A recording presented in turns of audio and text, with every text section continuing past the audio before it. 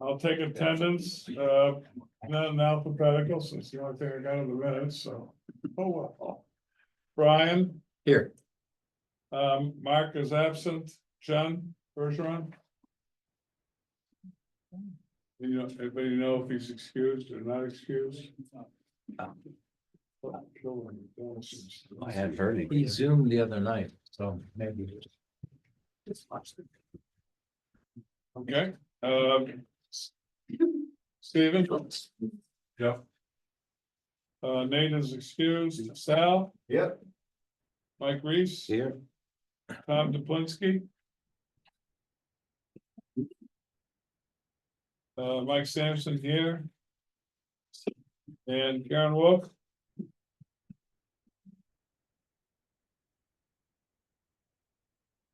Yeah, oh. Anybody I missed that wasn't on the.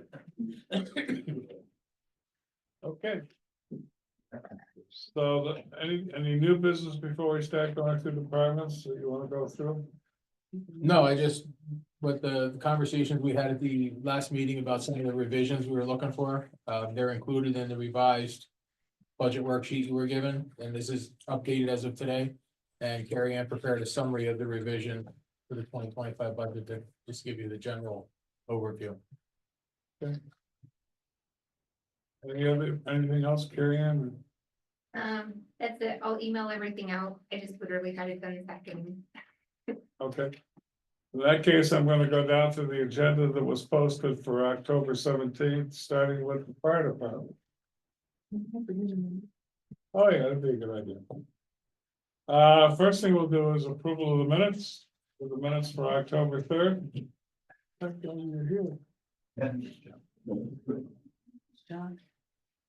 And let the record indicate John Bergeron is currently in attendance.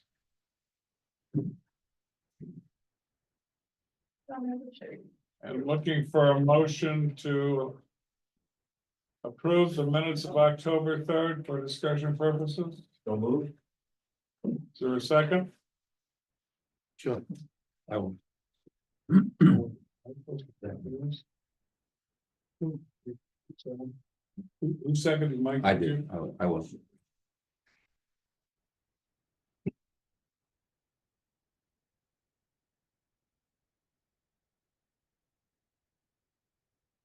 You're taking. Yeah. Yeah. I was gonna say, I was wondering why. Any changes or any comments on the minutes? Two, typo, based on my word. September 190. One of those new years, should be the 19th, I assume. Is that what it was? Yes. Okay, Anything else? anybody else have any other changes? I have a question. I wasn't here. So for the police department, for training, it's 40,000 to train and 40,000 per person? Is that what he said? If they're not certified. If they're not certified. If there's, right. but it's, but It costs- we would be hiring two this year, Right. and- because one is retiring and one is right, I understand. moving to the So state that's police. not a typo. It costs $40,000 to certify an officer. Because of the amount of time, it's basically, we're paying them and paying for the time that they're at the academy and stuff, so. So the training itself isn't $40,000. It's just, well, I just curious about what that, I know I wasn't here. Yeah. I'm sorry. I mean, as far as the specifics of that, Brian would be better to explain that to you, but I don't recall. What did the committee understand last month, last meeting about that? I personally thought it was about the right amount. Yeah, is it also paying the officers or it's? It is, it's always been considered paying the officers, but I don't know if it costs anything for the training itself. I know you have to register with a class. Bill, do you remember? I don't know exactly what it would be, but if we send people to the fire academy, we pay for the class. And I imagine for the long, I think it's 12 weeks or whatever it is, that whole time period, that they're down there right off and staying there, so. I think the cost, the most of the cost is the salary for the position. Oh, okay, it isn't just that you pay $40,000 to the certifying group. And it goes beyond It's- that. It's other costs associated, okay. There has to okay. be a Yeah. local part of that training as well. Sure, okay, thank you. Any other questions or comments about the minutes? There's a motion and a second to approve the minutes. Any further discussion? All those in favor indicate by saying aye. Aye. And I'm staying. I wasn't here. Opposed? Motion carries. Okay, let's try this again. Moving on to the departments. First up is going to be the fire department. Myself and you are, rather be here, assistant chief. And for a lot of specific questions, if you have them, I'm not trying to throw him under the bus, but he's had more experience putting this together because he's been back in this division since the second. So, You want to work now through the budget and talk to us about what the changes are from last year's? So I'll start right at the top, at the 110 fire department salaries for the full time, and Carrie Ann, correct me if I'm wrong, this is all getting kind of lucky because it's gonna depend on how we're writing that warrant article. Move to the full-time position. So as it looks in there, it's 20,000, and then down the line further, there's another line that went away. So Yeah, I the, guess the other thing is. When we were talking about this a few months ago, we need to keep that. 31, it's currently this year is a 31,317. For just the fire department piece. If you look down the worksheet more at. The 11,120 is where that's gonna come out, there's nothing in there for next year, there's just the 20,000. And Bill and I just picked this up as we really started going through the fine tooth comb on this. So, Just to clarify, that's the change in because of the new accounting software that all part-time positions got put into one line item. And all of the separate part-time items have been merged up. So that's where that change actually comes from. So you're saying When you the have the- current chief salary for next year, Chet, is in that 115 the part-time part-time? All the The part-time part-time. positions. fire chief goes to the 120 line.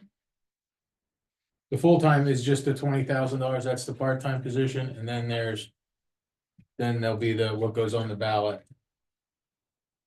That would fill that in.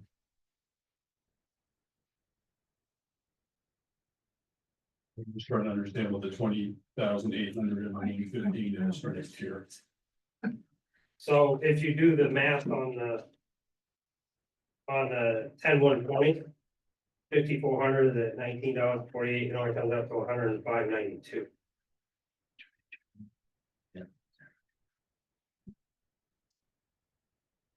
I can safely say I'm lost. So Yep, me the too. wording on 110 is it's a full-time position split with the emergency emergency management director? No, What is Emergency EM? management director and EMS manager. Or The- EMS chief. I'm sorry, what is EM director now? EMS is the emergency management, Okay, that's what I thought. All right, got it. so that So- pulls that back in there. So that's just EMS director, manager and emergency management director. The fire chief exists where now? The fire chief is in the part-time line and that salary is 46,800. And then the assistant fire chief and the deputy fire chief both got bumped up to a $5,000 stipend. And then the whole fire department as a whole was based on a 450-hour month for the 12 months. And then the new rate would be that. I don't have data. Okay, so bear with me, I'm still lost, and I apologize. It seems to be popular among you these days. Full-time, part-time salaries, is that primarily the fire department crew? And the chief and the assistant chiefs, they're all So everything part-time. is in there, Everything's in there, and that's under 120, correct? and it's a total of 115,000. But Hugh is right, that 105. 54 times 19 is 105,000. So unless there's 10,000 for something else, but We So spent, some of the, well, one of the part-time salaries is not paid at that rate, it's a higher rate. The chief, the fire chief. that's what I mean, there might be part-time something else in there. Yeah, no, the fire chief is 28 something Right. for that portion of the 115. I just heard a number a minute ago, 46,800, what was that? That was what the current part-time fire chief was making just for fire. And then I put the 4% COLA on that.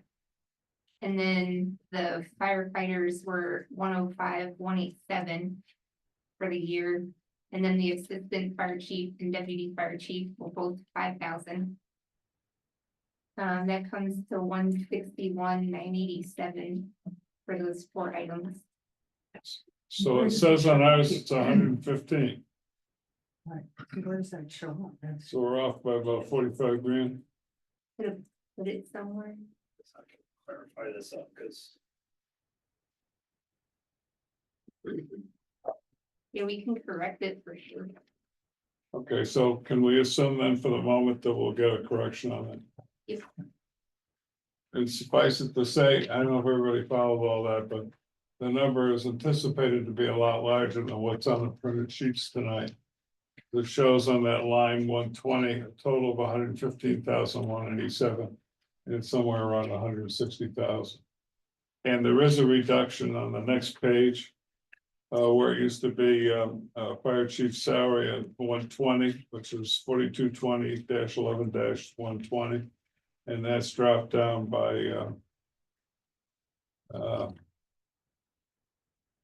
well, it was originally 31,000 budgeted for the year, but that's gone. And that's really it for there was a deputy fire chief that also dropped out right down, further down. On page 11, it says fire department deputy fire chief salary was Yeah, the a deputy fire chief. relatively nominal amount, and that's gone. Well, it's up in that part-time. those got rolled in. Are you gonna give us I know you gave us a breakout tonight, but are you gonna give us a breakout on that too? Yeah. Yep. Okay, And I think I figured out what I did for the 120 line. The 120 line, that is all the part-time firefighters and the fire chief. And then I tried to show what the assistant fire chief, I think I just titled the note wrong. Cause that would be the deputy fire chief and the assistant fire chief. We'll give you like a detailed breakdown of that, so it makes, you see the whole Okay. thing. got it. So we'll leave that in abeyance until we get an update. So back to the dialogue about the rest of the lines.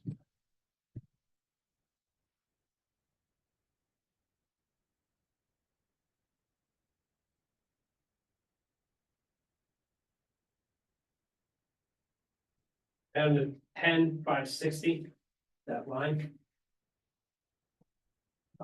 In conversation with Bill, you'd like to increase that due to subscriptions to include the hazmat. Yeah, The West Central hazmat team coming in this year and getting back onto that. And that's a $2,500 subscription in itself. Basically, that gives you regional coverage for all your hazmat responses. Basically, it's kind of an insurance plan. You send a couple people into that program. And you get a gas meter with it, but when we have to call and have that hazmat team activated, it's covered under it if we participate in the program. and it saves us from getting, if we're not a member of that and we do have to call them, we are one of the only response teams in the area, so then we get billed for their hours and equipment coming out. This would save us some costs on that end. by being a member of the regional hazmat team. What's the time commitment from the department for that, Bill, roughly? The time commitment. They have a training every 2 to 3 months on how their schedule works out, and it's usually a 2-hour training, and it's usually 2 members that go to that. We've been pretty lucky, in fact, Assistant Deputy Chief Jeff Libby from Lebanon has worked with us, come here and done trainings currently and not charge us anything on that. We actually had an incident where we, in a way, used them on Perry Road last winter. We had a propane tank that was there for the residents for over 15 years. Jeff didn't charge us anything. I called him on a Sunday. He was out with his wife. We used some other mutual contacts that we had and tracked down actually where the tank was manufactured and was leaking. In that time, in that couple-hour period, they could have billed us out over $1,000 just for that one incident, so. And we do have with you urgent plan, we just got, I got a notification yesterday, which coming on the town answering machine that they were conducting a drill at their facility out there, so that is a potential large hazmat facility. Their people will be responding, and so will we. But this would give us at least 2 people trained up to a higher level in terms of response in that matter. How long have we not been a part of it? We have never been a part of Never it. been. No, we've tried to get into it and tried to get into it, and then it's a question of whom do we have that's available? So, Sure. So how often do we have to call in hazmat? Throughout the year, this. I mean, it obviously varies, but. Right, one of the last times I think that it did get called in with some other things. Would have been quite possibly down there, they were trying to take a tank out. And they had somebody that actually got stuck in the mud down there, so we had to do a low angle rescue. We also had to worry about the tank itself, so it has not been that frequent. Where we see our biggest potential could be at either Jake's or Evans. Tanker comes in, somebody doesn't see it, which we did have happen on Christmas Day one year. They drove right over the pump, that the hose connecting to the tanks going into the ground. And now we had gas spilling and had to come out and do a clean. Normally it's something of that thing. Jake's, Evans, and the 2 bulk propane facilities are in town. We are paying Simple Energy out of one. Would they be required for any kind of automobile vehicle license? Especially if you get into these tractor trailers. But You it has to be a actually- certain amount, like. Yeah, Yeah. in the car, it's gonna be. Yeah, not usually, we don't carry that stuff. It's not like that, whatever happened. That's true. What's that? Just thinking of the vehicle that went into the Oh. river and the Esker. Yep.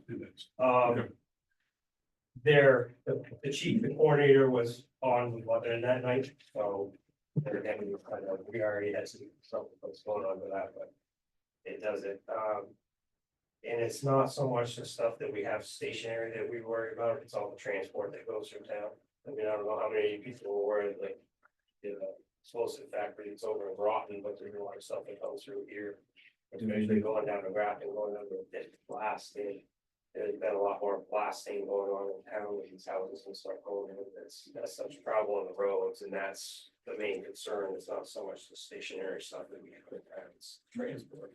In the past, many of the officers, or some of the officers have had certifications for hazmat, I believe, or was the training. Is that still the case, or do you know roughly how many you have? I would say at least 8 of us have awareness and operational level. Yep. This is going to be above it and get very specific. Seeing we don't have the equipment to go to the technician level right now, either. No, we don't. As far as that's another thing that this stuff comes with. And We have an ammonia leak up to Cardigan Mountain School or something like that. That's where we're calling them in, because they have the specialized equipment to go in those environments. and I think, if I'm not wrong, that you used to get called on to be incident manager for several of these things in the past. You're gonna get back into that as well? Well, depends. Okay. Yeah, for different things, but in particularly in the hazmat, that's not so much the area that I would get called in, but for other types of large scale. Do both of you know that, and I think this is still the case, that Coffee had full certification hazmat coordinator? No.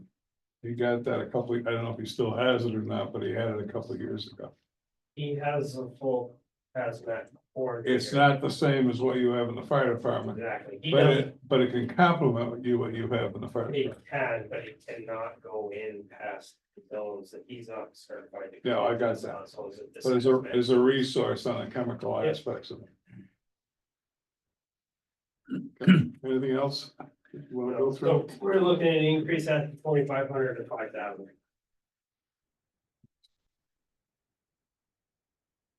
Any other items? Yeah. 9412. Bill and I have had a lot of conversations about this municipal hydrant, So it's here, so- the $30,000 that's put on that, and want to know what the scope of work is. What's going on in that, what the 100% explanation is behind that. Are we getting so many hydrants replaced this year? Is it a maintenance of them? Because right now, our water tower is cut by 100,000 gallons in storage. And that cuts our reserves by a third. Water tower up on the hill? Yep. He's only carrying about 170,000 gallons in that thing right now. And part of that is, I've been told from him, is because of the circulation problem. Is any of this gonna be related to that? And are we gonna get any of that back? And one of the things that is, the comments is gonna be is, will these hydrants help everybody? That's true. We had a propane incident up on Regan Road this summer. We tie in to supplement those hydrants because we never have an exact figure of what's in that water tower up there. And so, one, we don't trust the water system right now when we supplement it. Is this gonna increase and get these hydrants tested? Every hydrant, the 26 that are there. Or what is the purpose of that 30,000 municipal hydrants going under our budget? Did you put You're them, asking the question and I apologize. Yeah. I'm asking, I know you I would ask you, I don't know what the hell we're talking about, so we gotta ask, we gotta ask these Who guys. submitted this request? This is, well, I know in the past, there was, I understand like $25,000 that went from the town to the water system for, debt service and things like that, but as part of the rate structure, as we move forward and we reconstruct the water system, it was recommended and it's standard practice that the town pays their portion of the water. The fact that we're low right now is, one of the issues that we're gonna have, but hopefully over the next 2 years, we're gonna be fixing that, and the town would be contributing to the system to also to pay for their, the availability of the water as part of the users. They become one of the users, basically. Who owned, so that means that they would own the system? No, the town owns the system. But the fee is gonna be charged against the user. The 30,000 would be the town's contribution to the users. And the users are paying their portion of it as well. The town has not made contributions for water before. What would be the right word? Yes, they have, because it's been running negative. Okay, so It's basically the same concept. Keeping it relatively flat. It's in the same ballpark as those kind of numbers. there's no way to really track the. Well, we're hoping to be able to actually define this better as we get the new rates, the new water system. And get this stuff cleaned up, that we'll have a better sense of how this is going. Right, but the 30,000 going to in the fire department's budget, does that cover like the town hall's use and the police use and the not used, it's just for the fire, but for the fire, it's just for the fire hydrants themselves. Yeah. So it's not for actual usage of water that the town buildings use. I'm gonna try to, go ahead. No, you can. I wanna ask a few questions and hopefully it'll shed some light on it. Do you remember, I don't know, either one of you know how you take readings from the tower?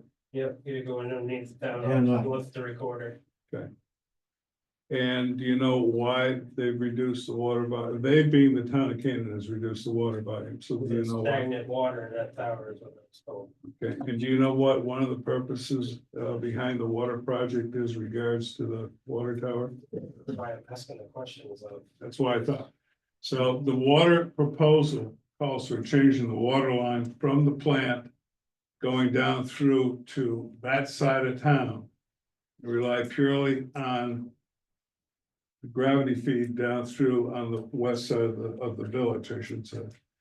And put it down through the woods from the water plant to the tank so that they no longer have to do the change on the water. I'm not aware that their intent was to cut the volume. So the next question is, are they planning on cutting the volume? No. No, I was talking in reference to the 170,000, Okay, that's all so we have. there's the answer, is that it has really nothing to do with the volume of the tank. The volume is low primarily because somebody's worried about stagnant water. In 20 years ago, 15 years ago, the way to get rid of stagnant water was just overflow the tank, which is how they dealt with it. That made it difficult for the state and for the town to understand what its actual usage was. So they stopped, I don't know when they stopped doing it, I don't recall I ever did it. But whatever it is, that's what they've done, and I'm not faulting that, that is a better course of action than just wasting the water. Having said that, then that issue may go away, so the question to you on this is, $30,000 is really designed to support the fire suppression and the fire department in the town of Canaan, is that correct? Yes. And does anybody have a clue how many actual hydrants we have out of service or what we have to replace or enlarge? We don't have that number at the moment. Okay, so ostensibly, at least, if there is money going into the budget, the general fund budget, that would then be allocated towards replacement of hydrants, then there should be some plan for it. And Mike, the other thing we're worried about is, as you mentioned, we had one up on Regan Road, where a project like, an incident like that, of propane, we can burn through, we will flow a lot of water. Even worse, if we take one of our larger buildings downtown, it would not be unusual for us. But something such as the block or something like that, we can go through 90,000 gallons of water very easily. And then the problem is, we will strongly impact the amount of water that's left in there and what's going to the town water system. And in order not to totally damage that, it means we're running out to the river someplace to get in, or the beach, and get supplemental water and use a lot of tank. there's been at least 10 or 15 occasions between major fires or between broken water mains where you've had jack for water. Yes, So my question was seeing the number and listening to the initial explanation was you were gonna come up with some whole new system for storage of water, and that's a lot more expensive. no, we're not interested in that, but we're knowing is that. And I already talked to John Coffey, he said he can send you and I weekly what the gallonage is in the tank, so we know what's there in case we have a problem going on and how are we gonna deal with it. If I could respectfully suggest another use of the money. As far as I know, there is no air telemetry from the tank. And there should be. That means that if you had telemetry from the tank, the fire department would have immediate, constant status of what's in the tank. Otherwise, somebody's gotta go into the office and see if the thing still got paper. And see what the number is. And I know that that's been considered for at least 15 years, so really ought to be done. I know, again, I think when I talked to John a couple of months ago, we were talking about that. About getting those things. It's one of those, yeah, things that never got done. Yeah.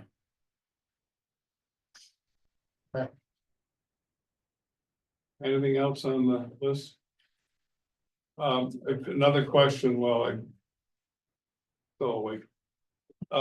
The equipment on the previous page is just a lump sum. Any idea, can you let us know either now or before we do any other consideration on it?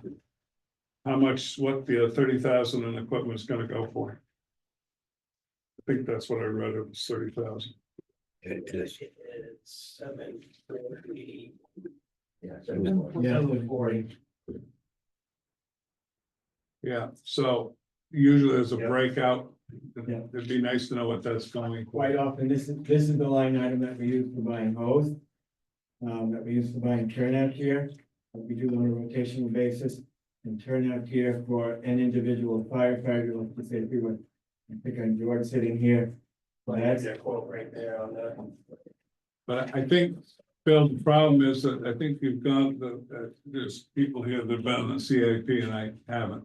So I don't know if that's still the case or not, but there used to be a listing of what that equipment was over time, so we can see how it's being replaced. I think that's gone, isn't it? Yeah, well, go ahead, you wanna address this? Well, basically, a couple of the items as we relate to turnout gear and some of the other more expensive equipment, what we are doing at the CIP is looking at anything we bundle that has a expected life of like 5 or 10 years, that we're buying multiple pieces of it that totals, you know, in some cases, 10 or 20 or $30,000, is making those a capital item that works through the reserve so that we can just expend it on an annual basis, basically out of there. And this equipment line item probably will be edited a little bit once we know how the capital is going to come out over the next week or so. That's fine.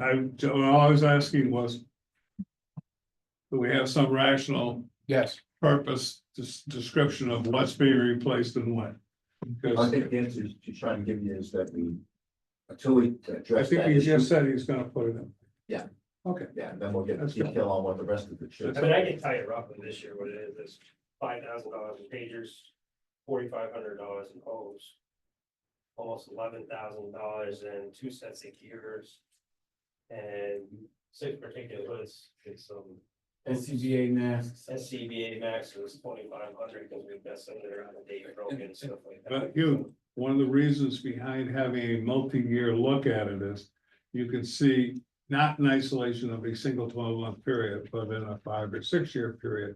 How this works out, and it's a good idea to have that context. I think what we're all saying is that number's gonna be drastically changed. Okay. Right? Well, it's just the one item that you just mentioned, the $11,000 for the turnout gear would be shifting over to Right. this fund. Right. So that's $11,000, so it might go down to 19, but the other items, the pagers and the other things you mentioned were not included in that.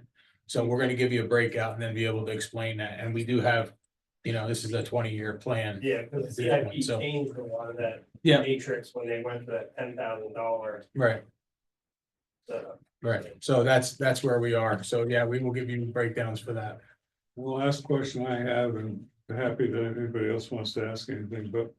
On the telephone, I see cell phone and I see a nominal amount for cell phone. Didn't we bundle, debundle all the telecommunications and put in the departments? Or not? Yes. The fire department 341 line, they actually have a Comcast bill. All this year that's been coming out of that, and the cell phone for $42 a month. There's Okay, a couple bills that come out of that one. but where's the rest of the phone service? It's not broken out on between the departments? You mean the office phone to the voice system? Well, they've got phones, they're real phones in the fire department. You used to have a line that went to the information board. That was basically an internet line, there's internet service there, right? We have internet service over in the station that, you know, links back and forth. To here, I don't know if it's broken out that way. We have one cell phone and then we have We gotta check that dedicated line. to check the back and. I'm not trying to cause problems, I'm just. No. No. Because I know that there was on the board, the LCD screen that has all the maps on it. And indexing system for the 911 system, that was connected to the internet too, as far as I know. in the fire station itself in the bays. Used to have a big. Yes, TV. the big screen, that is still there. I know it's really still there, active. Okay, so all I'm suggesting is, it didn't look like there was nothing here for the various services. We upgraded the internet to the fiber internet, and because now this whole entire building and the highway building is working off of one fiber internet, I had coded that to the EOC phone and internet. Because so many departments are using the one bill, so we just, in the buildings and grounds budget, we created a EOC building where all the joint charges get put into. So it's intended in this fire department budget not to bundle anything more than just a cell phone. Correct. I haven't got anything else. I think it's good. I have a question. Last year, this, on the same line item, you had 28,000 that was gonna be used for hoses. I remember specifically talking about hoses, but then it didn't get spent this year. So is that just because of the upheaval in the department, or are you looking to still buy some of that material in the next couple of Yeah, months? to answer that question, we have the PO that's in for, that went in August for 4408 for hose. We have 3 lengths of 5-inch hose, we have 50-foot lengths of 1536. We have 8 lengths of 2.5-inch hose, 50-foot, that's 1696. We have 6 lengths of 1 3/4 blue hose, that's 882. And then we also have 2 lengths of 1 3/4, and that's 294. So we have spent a total, or have encumbered 4408 for hose for this year. Right. But you won't spend close to the 28,000 that you had last year. Bill? Budgeted, is that What right? was the PO for 9,000 that you just brought in? That would come out of there too. I forgot what it was. That's the gear one. I Yeah. think that's the one for 9,467. Right, there, a lot of that will be still expended. That's what I was getting, I Yeah, didn't, it just, we're not, Yeah. it hasn't happened yet, but it's, they're coming through now. right, And some of that, to be honest with you, there was a drop in the communication in the hose testing and. We looked at a lot of our hose and it was in decent shape. Basically, they won't get around to test that hose this year because they usually stop end of October in this area. Mhm. So we've been having some conversations back and forth with them. And we went through the worst that we had and replaced that, knowing that that stuff was not gonna pass any testing. And then we didn't have money in the budget piece of that to actually buy like the gear that needed to be replaced because that stuff has a shelf life and we have a couple personnel that are certified. Their gear is out of date. Collectively took that as a decision to spend that. So. and then non-budget related, would I be able to get like a 20-foot long piece of discarded fire hose? No, I'm serious, I'm dead serious. Do you have like a 20-foot long piece? Yeah. 50. Yeah. Because you use them, you do use that and you sandwich it with pressure treated boards and you make a water board at the boat ramp to divert water. And I did get it years ago from you guys, but if you have another piece, I'd like it. Yeah, we can. Okay, thank you. You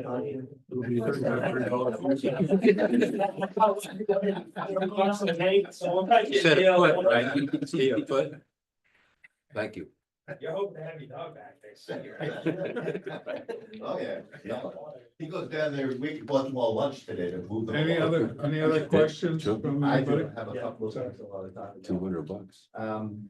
Okay, so the contracted testing, 10,390. That's gone up from $100 to 5,000. So, just pump testing this year. Let's see if I get on the right one, so. Pump testing should have been in, it hasn't been in that is $1,000. And to the quote I got to just do our hose was about $3,600. Oh, that was hose and ladder testing. And is this something that occurs, should be occurring every So year? that's or- yearly, so your hose, your ladder and your pumps are yearly. Mhm. That's good. Okay, so that's something that should ongoing be, so this $100 was a joke. Maybe you should have $5,000 in there last year, so. Probably. Okay, all right, I'm just trying to understand. Then, I guess that one of my questions is like in fuel and building repairs. The current year actual is very low in comparison to what we had budgeted. Let's just do, 10,415 and 10,430. Those numbers are very low in comparison to what we had budgeted. So why are we asking for instance, instead of we're asking for $8,500 for fuel, well, we've only spent $4,000 to date. And how much more are we really anticipating spending for the rest of the year?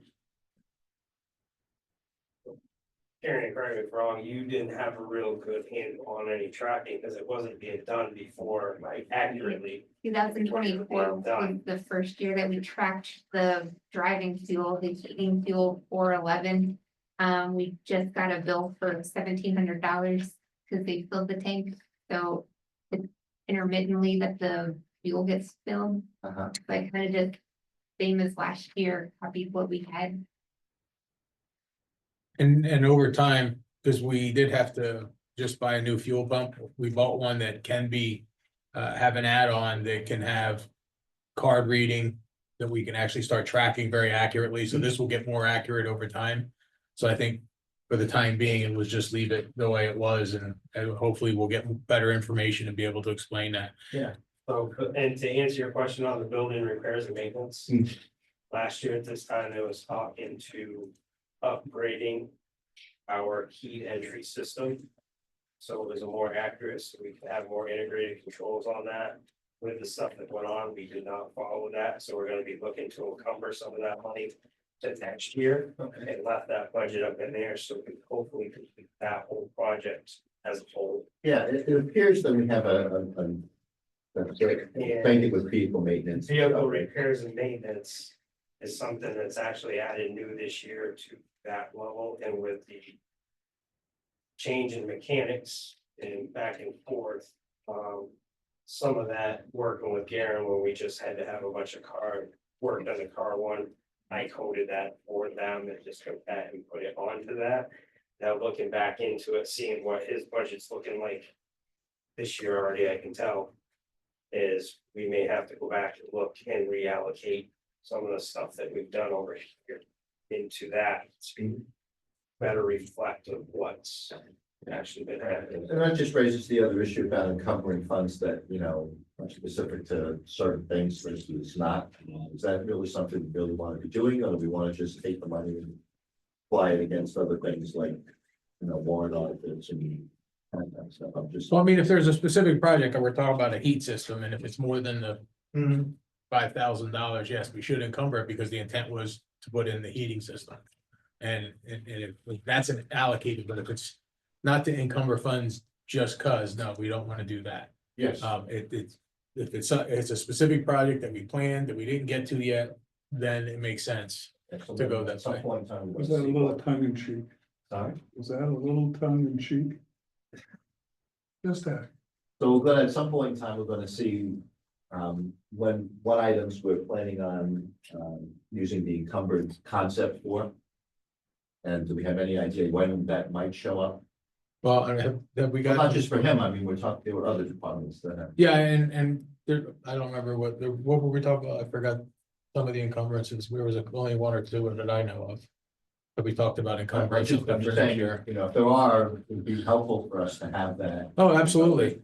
Instead of having to do 8,500, you're getting 4,000 encumbered, so it's really only. 4,500, right, yeah. No, that definitely has to play in. All right. If we get a price that it's $10,000 and we know we gotta use 5 and we gotta use 5 for next year, that makes this simple. Understood. And we So, have a rough ballpark price on like that lot system. Right.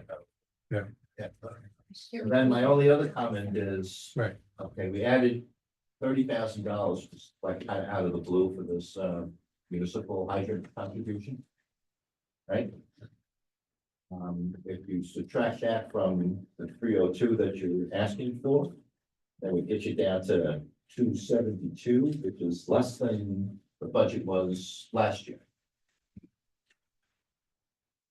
That was because the full-time benefits for the previous fire chief were being coded here. So now when we run the warrant article for a designated full-time fire chief, we put all that into the cost of the warrant article, because previously the fire chief was split between 4 different departments. So almost what work, like how we did the lease program on the equipment, it will be absorbed into the warrant article next year if it passes, and then it'll hit the operating budget. That's what we're thinking. Yeah. Okay. Good. All right. Any other That's all I que- got. Thanks. Any other questions from public? One question about the balancing the entry heat. Is that for just one door? Or is that for like 8 doors? So all the big doors, Heat, it's a heat entry system, so heat entry system heat entry system, into the furnaces or what? no. Heat, like, you know, Heat. locking, you know. Locking key. Hey, we need to Access. be old. So building, See, I happen to be so Controlled close, so I actually. controlled access, yeah. Got it. Okay, never mind. Huh? Like, you know, my cousin Vinny Utes. That's what I need is some youth. Utes. Okay. Anything else for the fire department? We're gonna be done about 11. So, all right, I'm gonna move on. Thank you very much for both of you coming in. Thank you. I'm really anxious to get this back to Nate anytime he comes back. Next one up is ambulance. Right, again, you wanna walk us through it? Last, it's the end of the book. Somewhere around 20 or something around there, 21, 22. What is it? 23. 23, I can count it. He's 23. Got it.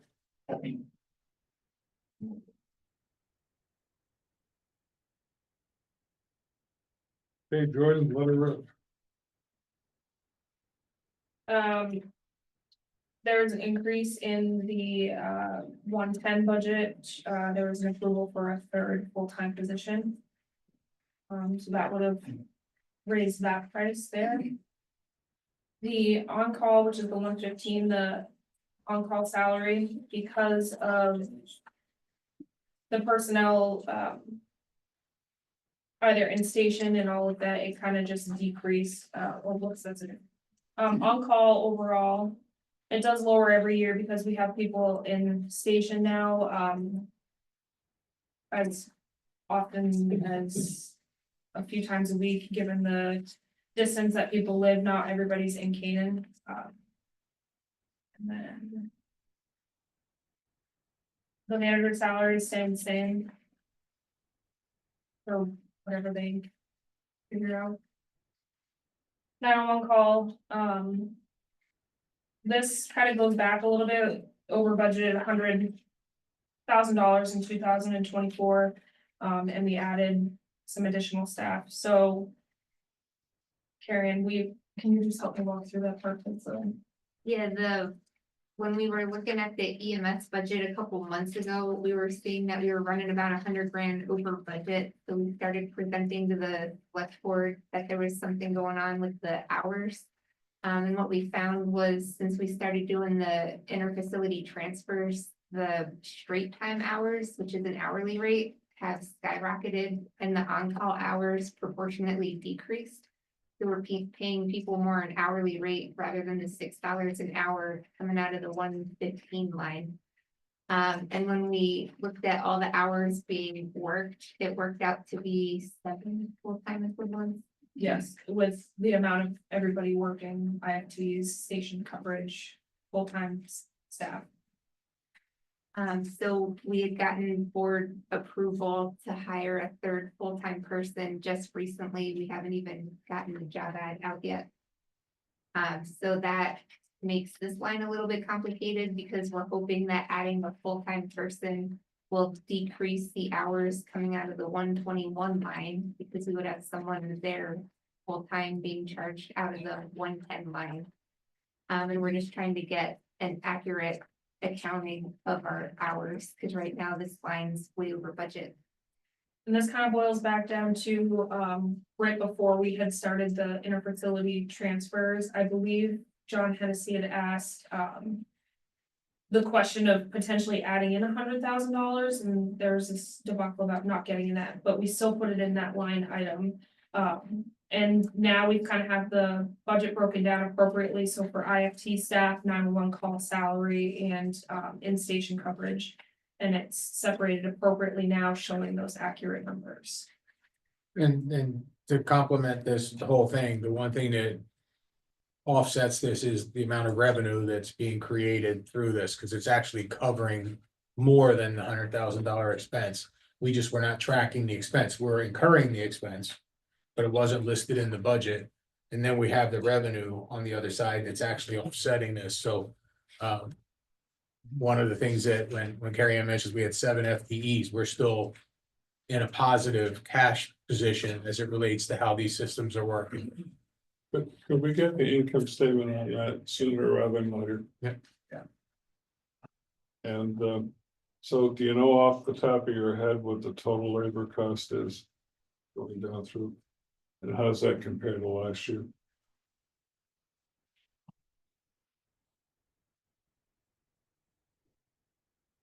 What are you asking for? Because all the current year budget is there to compare to the other Yeah, I'm 25. adding it up right now.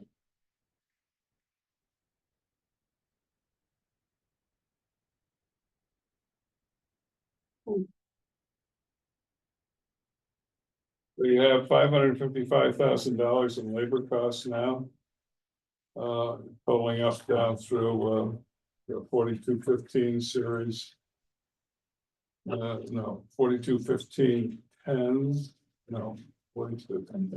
From first line, second line, third line, fourth line, fifth line, and sixth line.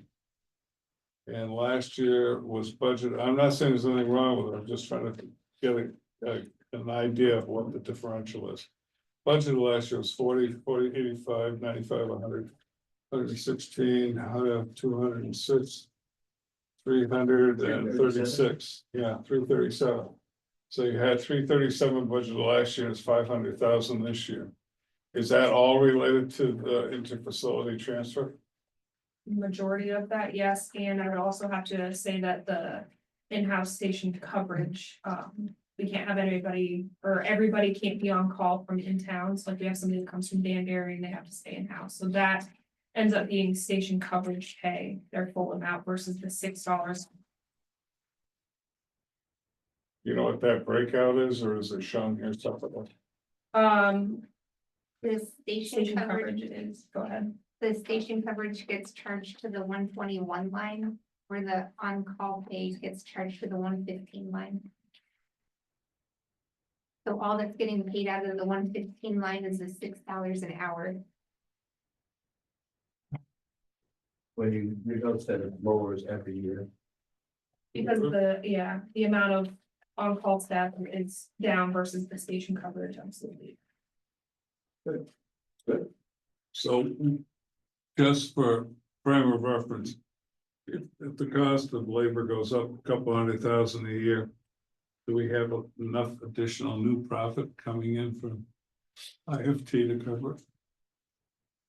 Yeah, My brain says yes, but I want to make sure with a better brain. yeah, the Does presentation. it also we did- cover the supplies and materials to do the transfers? It's very minimal actual supplies. It's fuel at this point, which is probably one of the biggest expense. And then I would have to say, Hughes brought this to my attention because I didn't think about like the oil changes, that kind of thing. Those are the biggest expenses with it, and staff, obviously. Okay, so it's $145,000 more at the bottom line. So I'm assuming they get enough revenue coming in from IFT to balance the load. And I'd have to get that final number again, but yes. And does that require or anticipate that it will require an additional subsidy from the town general fund?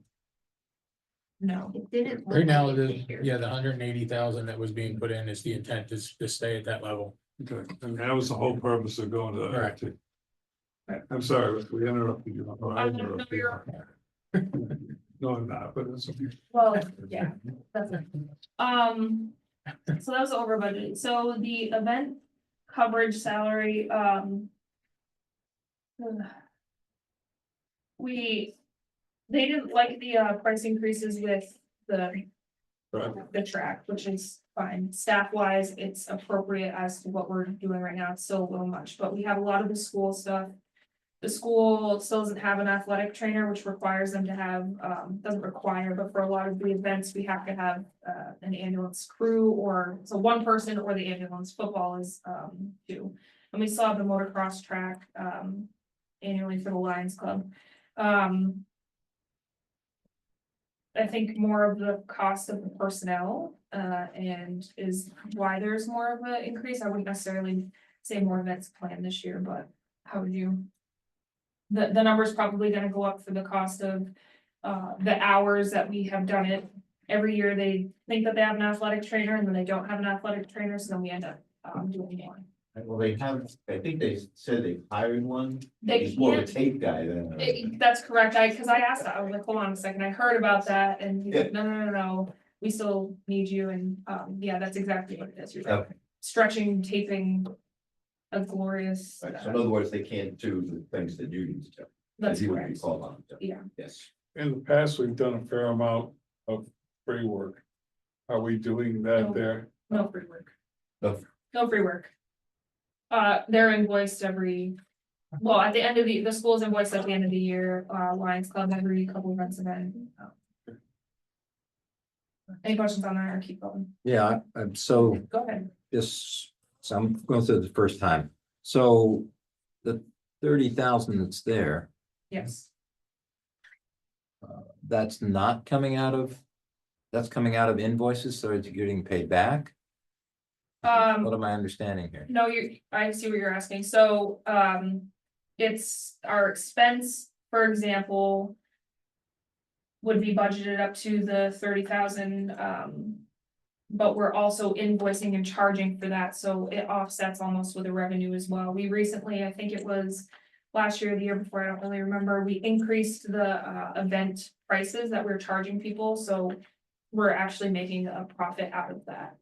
So yes, and it's an expense of that, however, we're also invoicing and creating a revenue out of it as And well. that's something like, we would see on that income that you're That's planning correct. to share with us? There's a revenue line for the event, Right, yeah, and the assumption is if you ended up doing less events, you would have less expense, but and less revenue, they should technically balance. in and out type thing. Okay. Thank you. Yep, absolutely. IFT salary, that, IFT really has. We have a couple very dedicated providers that have continuously got us over 200 calls for the IFTs. Which is creating an immense revenue just from Dartmouth. We've received over recently like 100 grand from them. Again, with that, we have to pay the personnel and I would like to do more IFTs, which would cost a little bit more. Again, with the revenue coming in, it is kind of balancing out. If not more. IFT. Sorry, interfacility transportation, so right. non 911 calls. Yeah, that yeah, are I yeah. know what it is, I just, didn't put the. We can offer plaques, thanking the people who come and do these to make money. We need to do something, yes, absolutely. The next increase or change is the IFT service contract, the IT service contract, which has been all projected by the town. Any questions on that? Can I move on? This is your portion then? That is our portion for the Okay. IT, yep. Break it down of like each computer and all of that. Cell phone. There's one cell phone. Yeah, we And canceled your. the Comcast, that's how I was, okay. We had Comcast here, Comcast was great, but we ended up getting just the Wi-Fi and we have like a Fire Stick plugged in, so we no longer need the cable, that's really the only reason why. Next one, so the billing company, Certified Ambulance Group, that is they set their rates. What I do in my position is I prepare all the billing, and then we have a billing company that does all of the actual billing to the patients, and they pretty much have a ratio of like, if they do 30 patients, they charge an amount of that 30, for example, so it's kind of like a variant rate. And then also what she put in there is need to add the collection fee when we know a rate, so because we started the collections. They're gonna also charge a fee on top of that, which was it 3 or 5%, somewhere in between there. Of the collected balances, sorry, so if somebody owes an amount of money and they pay it, certified ambulance group will take a portion of the amount that is paid. And because it's just so new, we don't really have an actual amount for that yet, but hopefully we will. When you come in to talk about money, Yeah, can you, my understanding is you've gone away from soft billing, now it's all hard billing. So I'd like to hear the reasons for that and the impact on the public and how many Yes. people have said they're never gonna call an ambulance again. luckily, I've not had anybody say that they're not gonna. I've been call getting the calls. ambulance. Oh, well, they can call us. I know, I told them to call you. Well, the issue was really is that we had a huge owed amount, that was just kind of sitting there year over year that the auditor had suggested that we kind of remove, and I don't know the actual terms of it, but I charged somebody $1,000, the insurance pays 600 of that, there's still a remained owed amount of $400, and if they didn't pay it, then they just didn't pay it, and then the money was sitting there that we technically wrote back over the years. The When money, you come in to talk about it, maybe we could spend time on it. oh, I thought you wanted me to explain it now. No, wait till it comes into the review. I apologize, great, I'm giving you a heads up, it's really, it's fun. sounds good. Fire department, And so CAG takes care of that. they do all of it. That's Yep. the idea. Before we move on, I just wanna make a note. This year in 2024, we were charging the CAG invoices to that software hardware support line as well as the IT company. So this line's new and we broke it out and started charging the CAG invoices to that just this month. So at some point I can go back and do a journal entry to move the CAG invoices down to the 390 line.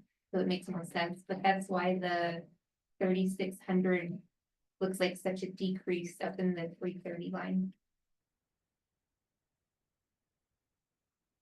One other thing, when you get to billing issues, if you could also address at that time.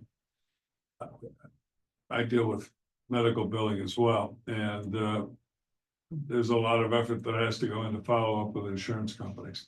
Because they will do everything in their power not to pay a nickel. That's correct. So the question is who's, not now, but when we talk about the revenue, who's doing that work? It's like, I never saw any indication that CAG was doing that much on They do. it. Okay. And going after patients that receive the insurance money and don't give it. That was a big part of it. Lebanon Fire Department, they haven't sent me anything saying that their amount's gonna go up. But for every intercept, right now we have paramedic that works Monday through Thursday, meaning myself. But any off time of that, if we need to call for Lebanon medic, it's $650. We had talked about washer and dryer for the longest time, for EMS. One of the questions was using the fire departments, and that's not an option. The fire department is specifically for their gear and all of we don't want to put our stuff in it. And if all got pooped on today, we would have wanted to maybe wash his stuff here. That's just we do need an eye wash station, and I don't know if the inspection clarified that. Expected, yeah. And then there's going to be pretty decent installation costs for those things. We have a couple issues with the station and draining and where the washer would go and connecting pipes, etc. What do you do for it now? We don't have any washer or dryer right now. Right, but so how do you handle I bring them to my house and wash them. it? I mean, birds it like vomit, blood, bed bugs, you name it. And it just should be something here. I mean, a washer and a dryer is less than $2,000, so it's mostly installation then, right? And maybe someone a little smarter than me can talk about this part, but there's 3 bays in the ambulance for each truck, and there's a drain on the outside and a drain on the outside, but nothing in the middle. We have a rinse station, it leads to no drain, so it just all pools up in front. And then we had an issue with the hot water heater, upstairs over there that broke, and we got it replaced and it drains out in a specific spot, so where we would have put the washer and dryer, we can't because the hot water heater's in there, so there's gonna have to be a spot where, somebody a lot smarter than myself would put the washer where it can connect to water and drain and vent and all of that. So that's gonna be a cost. Anything else I missed on that? No, okay, great. And that's that.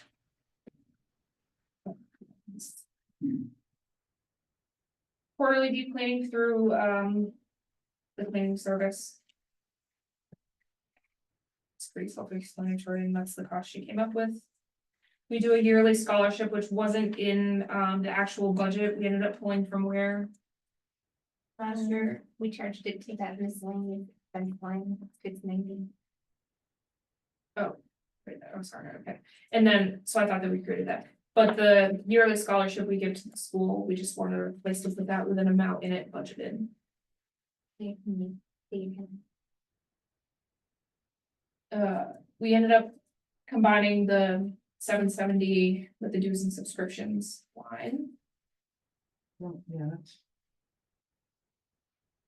There's just like a bunch of couple like random things that we could easily simplify. And then just the capital reserve, So what are you doing with capital reserve? The auditor said it's kind of a useless account because the money that goes into the revolving fund is the profit from the revenue over the expenses. So having that line item in there saying capital reserve, it doesn't go anywhere. So what is the intent to do with the profit? It stays in the revolving fund. You can't use that at all for equipment? Yeah, we're actually used it for the ambulance that we just purchased. Okay, that was the question, is whether you're doing away with that, but you're not. No. So the intent, and that's fine, one was It's just. gonna a work fiction. like its own reserve fund. Yeah, exactly, it was a Right. fiction to start with, but it Right. was there to draw attention to the fact that that's what its purpose was. Right. So I have one good question. go ahead. It doesn't have anything to do with you. Oh, great. The department, request is 934,000, and the town administrator is 781, that's a substantial difference. I think I had added the full-time position, but forgot to cut the 121 hours. So I was like double counting hours. So then we found it and cut it. So this is gonna change around. Well, the 934 is not gonna be the number, it's the 781 and then whatever. It's the okay. Budget committee adjusts. So it's- 935. No, we, when we went through, there were some things that we were put in and we had, those are gonna be warrant article items, so that stuff got pulled out. And did you ever get compensated for doing what you want to do? No, we can talk about that later. Okay. It's just my personal, I don't know everybody else. Oh, I see. Okay. Yeah. It's washer and dryer depreciation. That's what. Bed bugs. Anything else on ambulance? Any other questions on the ambulance? Any from the public on the ambulance? Okay, you want to tackle emergency management next? Sure. Where is that? Okay. Isn't really much. Well, Yeah. The only thing I have a question is, emergency medical supplies. I guess we've never used last year and we brought it $5,000 forward this year. Because there is certain material that Phil and I still have to go through to check to see if we have. In case we do have an emergency as far as cots, blankets and things like that. We've had them in the past. And it's just that the accountability isn't there yet. And years ago, I know, I'll pick Mike's memory for this one, but it was that we didn't have supplies, and if we needed it, then we would be buying it somehow out of the general town budget. Right now, for supplies up in the mezzanine and fire station, I think we have about a dozen cots, maybe 2 or 3 dozen blankets. for shelter purposes. If we get hit, like Vermont did with Irene in 2011, or North Carolina did this year, something like that comes through, we're gonna be looking for money. $5,000 wouldn't last us a day, really. And at the same time, yes, this place would be, ones that's here would be fully operational. And we would be working with everything here and going through Homeland Security to get everything we can. You know, we have been fortunate in that respect. There have been times where George and I and Mike have done a lot of photography work, GPS work, in order to get things, road repairs, bridges. We've had to go down and do a lot of that. And it would be our intention to work with Bob and go through if we have road damage again, okay. And we're gonna go through, plot it, because FEMA gets very meticulous. How much did you use? So we would have to work very carefully with Bob, fire, everybody, and then even with Perry Ann, because there's a whole accounting system that it has to run through a computer system to get the money back. And it can be a nightmare. Usually is. They don't have money in this. Well, no, that's true.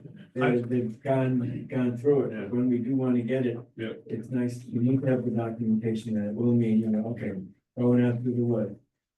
Going out with a truck that he has, or when we have pictures, GPS start, ending points, who was on the machine.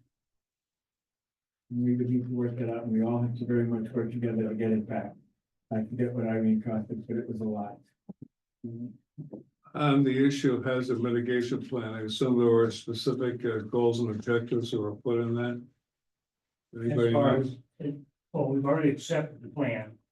We did go through all the formalities and I'm just curious, usually there's a work plan that's associated with it and specific steps. Is there an intent to fund some of those out of this line? It says hazard, it says supplies or not? not that we've used, it's already been paid for by the town. Not the plan, That's not the plan, okay. So you've already implemented the plan? right? Oh, okay.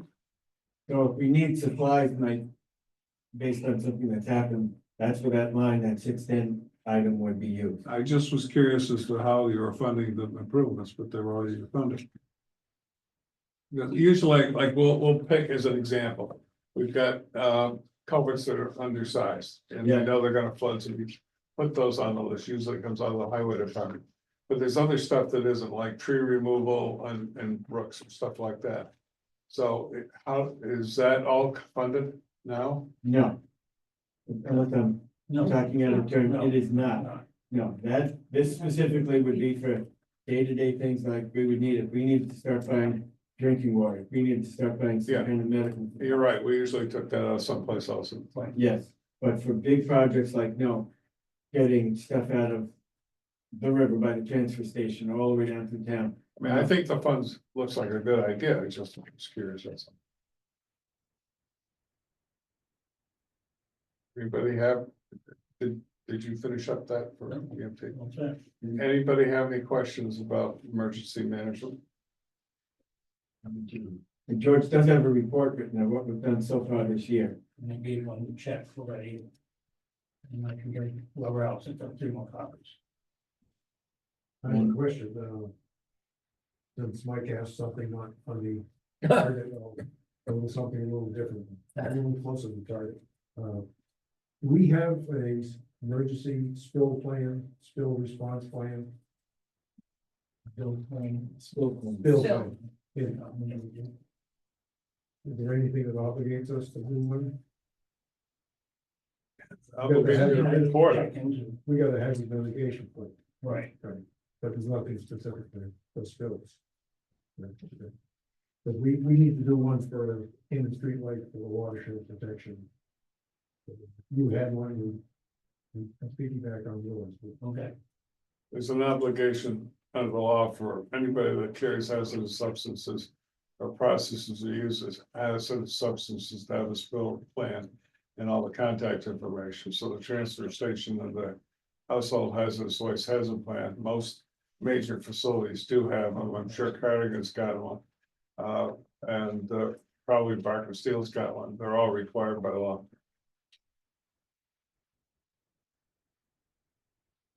And I assume that the fire department has a response plan.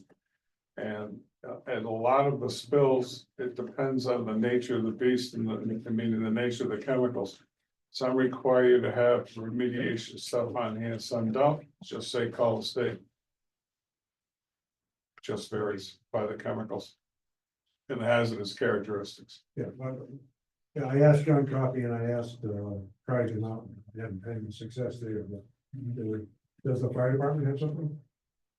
I don't think we have a formalized spill plan at the moment. I mean, we carry supplies. We have speedy dry, we have barriers, we have pads. You know what to do when it's not written down. But it's probably the need that might be there. We have enough people that have been trained to that level of operation and awareness. And then if it's something that's very bad beyond what we're allowed to do, then that would be a further reason to call The hazmat and the DES. hazmat and have them come in. They have trailers with all kinds of different supplies in them. So, That's the number one response, but. You can call hazardous waste at DES and they'll help you on that. And short of that, the manuals for hazardous waste coordinators. Has a whole section on response plans. You have a nice little ERG book or whatever it is, you put to that and tell them how to handle a situation on the spill. Orange book carrying emergency response everything. guys. Oh, you, one of the universal directors? ERG, yeah, so if you have any spills, it tells you basically everything you need to know about that chemical in layman's term and how to deal with it at the time of that. And Yep. that's They do work. mandated. You had those too, Yeah, we have, It's an app too. yes. Really? but it's a response and the response is very specific. You gotta call certain numbers within so many minutes. It's really the underlying response plan. I should, emergency management dispatch, what gets dispatched? Yeah, that number and that line is the dispatch service, I forget. The total figure, it's, For what? 93,000, that's our dispatching, carrying for fire, police, ambulance, for all of those. That's the fee we Okay, pay. that's where that. I had over Okay, dispatch, I yes. thought it's, okay, yes. And highway, yes. Sorry. So if somebody calls with a tree down, it's not where I'm involved in, some of the dispatch will call Bob directly. Or sometimes they call me directly.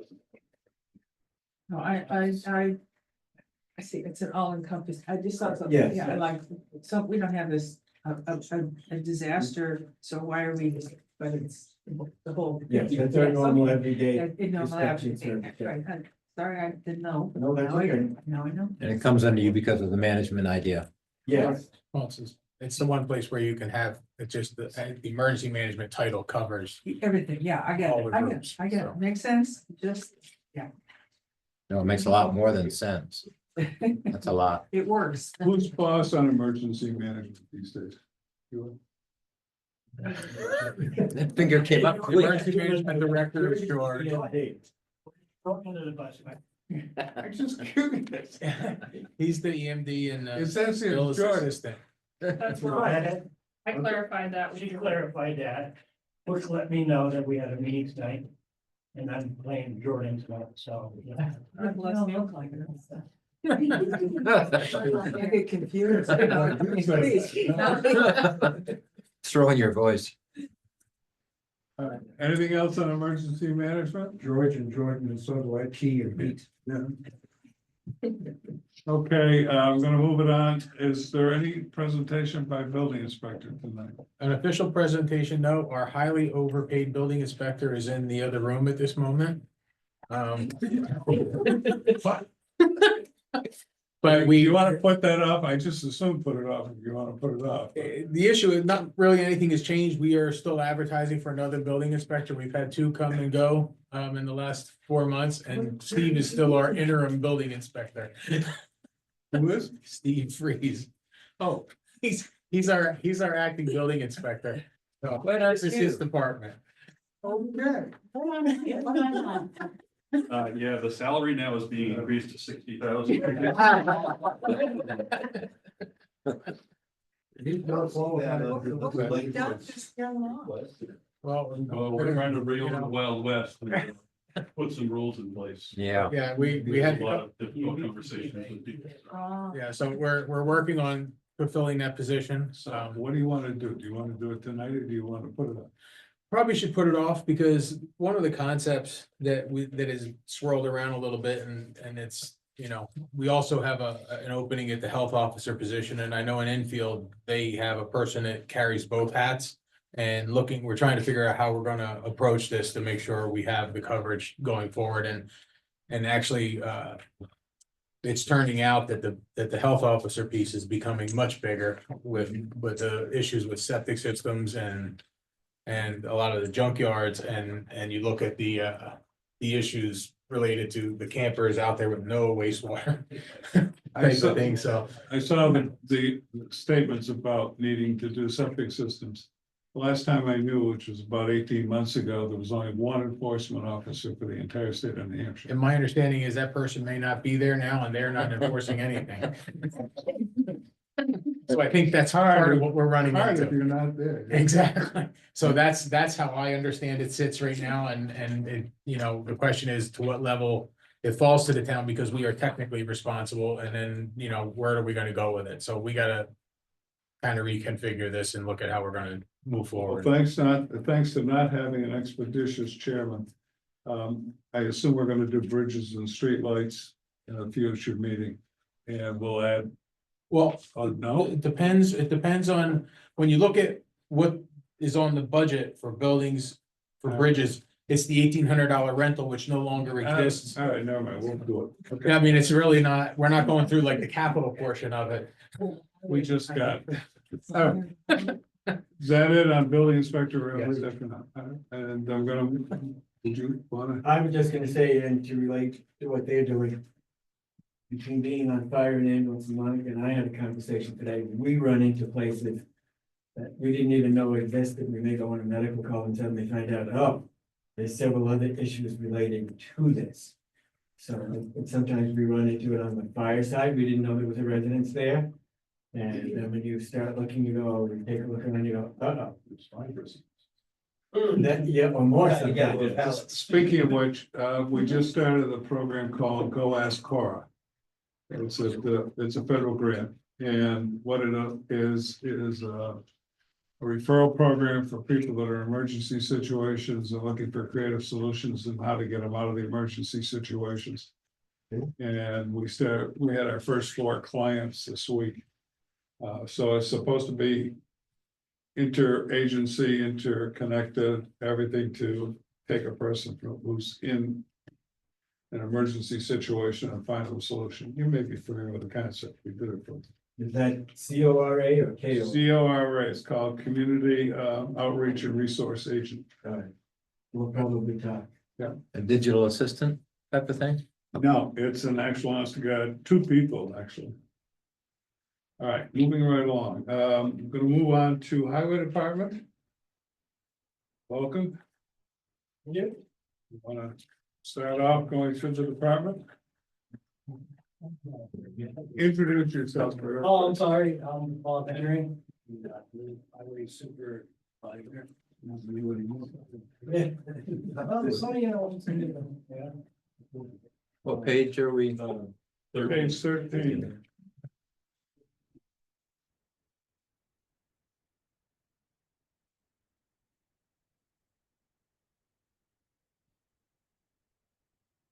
Nice to see your pay has gone down to 0. Yeah, I do that, yeah. Why I combined with the rest of the sales. Couldn't resist. Contracted services, a little bit, I guess, yeah, we got 4 minutes now. Probably had, I got, right? Yeah. that's what that- Oh, basically, Yeah, basically that's what when we got the place cleaned a little bit and the slip things and the mats and going, we did get some floor mats that we actually have service so that they stay fresh. Salary is increased and, it's only inheriting all this, and I'm guessing that's because wages had to go up to get. Well, there was a little bit of an increase hourly, they go from $1 or $2 below McDonald's employees to $1 or $2 above. So this doesn't fit with the 4%. No, some of them do not. Some of them are outside the 4%. Basically, the starting salary, We're gonna share that at some point in the future. or we can, You don't want to put the names now. no names. It's just our, what we did is our entry level CDL rate is now $22 an hour. Okay, that's good. And then I believe it goes to 24 for somebody who's been here a It's while. still low, but that's. Yeah, we're still lower than the others, but we were able to get the staff filled. We have one position that's gonna change from 3/4 part-time to full-time in this budget, which was originally a full-time budget, a full-time position. So that will actually, once we fill that position, we will be fully staffed. And the other piece is in the full-time salaries is where the supervisor salaries move, because all part-time and all full-time are lumped together, so it's not separated anymore for that. So that, a good chunk of the increase from 334 to 393 is, The supervisor salary. can you share do you have a max on the, staff? You got a 22 entry level. Right now, the highest CDL regular driver is at 2650, I believe. Is that competitive? That was, it's below the starting salary in Lebanon. Well, everybody's below. Well, I'm saying, but when you look at theirs, I mean, when you look at the surrounding ones, we were hearing 23 to 28 was like a pretty standard range at this point. Yeah. So we have a couple of entry level guys, that we were able to start at the lower end, and we're gonna bring them along. Bob's working great with them, and actually we have I think the department as a whole is doing really well moving forward, and we're making a lot of progress. Yeah, So trying, yeah. we're trying, and we're working on getting any additional trainings we can get. I interrupted you. Oh, no, that's fine. Yeah, so the wage thing is, and to be competitive, I'm guessing that's what I want, right? See, overtime. I think that's stated about. Yeah. Making sure I have about that. Well, yeah, we can skip through that stuff. I mean, I think when you get to the next part, and I don't mean to interrupt. Yeah, but no, it's when you look at the 4312 section, which is where you have the equipment, the sand and all of those, that's where you're gonna see the biggest changes. Some of it relates to, we were producing our own excavated sand type material, which wasn't working as well, and we're not able to do that, so we are buying sand directly from suppliers and having some of it delivered. So you're we're on also- page 15. 15, yes. and that was truly just a shot in the dark. Right. As far as that number of 60,000, because we were at what, 30,000? We were at 30,000. Oh, that's what we have it on pit, and using that material. And we just looked at, how many yards do we think we need, which is like the 3,000 or 4,000 yards in a year, applied the new rate. Right. And that's where that number comes from. And the same thing applies to winter sand. We're buying that as a manufactured product. But it does match last year's budget. That budget stayed flat. Could we get any out of Florida? They have a lot that washed Well, up. their sand is a little Like cost a lot. contaminated at this point, We're just gonna run over it, so. Sorry. The paving budget just, was 300,000 last year, but there was a warrant article for the additional 100, so we're carrying that same 400 over. And we will talk more about that when we get to the CIP part of the conversation later on. Have you identified the roads that would fall under that, this 400,000? Yes. Have you figured, I mean, you're starting to create a priority list, basically, It's, that's how you come up with the it's number. very ugly, but yes. Okay, Nothing but the kids with G.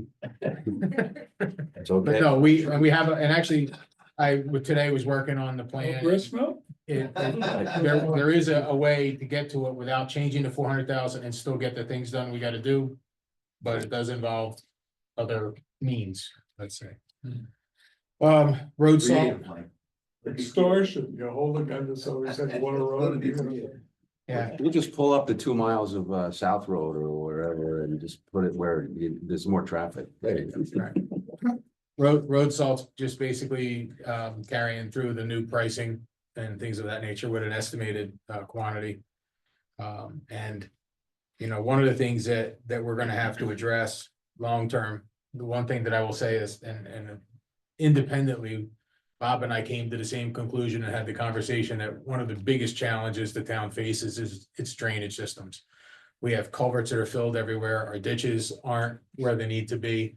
And culverts that have failed, you know, one of the conversations we're gonna have is, have we've identified the roads and things of that nature, and I'll use Goose Pond Road as a perfect example. There's 50 culverts in that section, it's not paved. All of them will need to be replaced over the next year before we pay you that. And then some of them are gonna qualify as streams, and others will all need to be permitted, so there's, you know, we have to have a culvert replacement program that we're starting to say, okay, we're gonna do 20 culverts this year or whatever it is. Are you certified Certified what? for culvert installation for streams? For a stream? Yeah. No. No, that's contracted. Yeah. We That's way will out. not be able to do any, Well, we used to, but yes. you can, yeah, and yes, and it's not a big deal, but. The amount That's of fine. drainage work that would happen at Goose Pond is far beyond, we would spend the whole summer there, like, we wouldn't be able to do anything else, so. The reality is, we're gonna have to be looking at some contracted stuff to get us to this catch-up place, you know, with some of these items, so. We will have that conversation further with the CIP plan as it comes forward, as we're hopefully finalizing that over the next 2 weeks. Speaking of culverts, we're talking about just over 500. That we're It's in that responsible for. neighborhood, yeah. And we're figuring that there's a percentage of those that are in need of repair, There's- or all of them need repair. Well, I will say a very large percentage of them need attention.